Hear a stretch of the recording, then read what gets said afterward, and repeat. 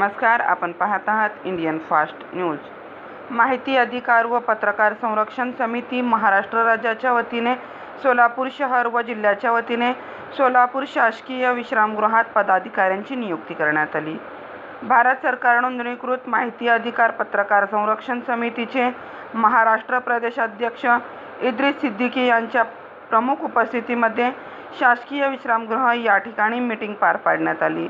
यावेळी इद्रिस सिद्दीकी पदाधिकाऱ्यांना संबोधित करताना म्हणाले की माहिती अधिकार आणि पत्रकारिता क्षेत्रात कार्यरत असताना येणाऱ्या अडीअडचणी सोडवण्यासाठी माहिती अधिकार आणि पत्रकार संरक्षण समिती गठीत करण्यात आली असून याच्या ध्येय धोरणांची अंमलबजावणी करण्याची जबाबदारी आपणावर सोपवली आहे। 11 तालुक्याचे सर्व पदाधिकारी शहर जिल्ह्याच्या वतीने बिनविरोधी लढाऊ अभ्यास व्यक्तिमत्व विश्वभूषण कांबळे यांची सोलापूर जिल्हाध्यक्षपदी निवड करण्यात आली।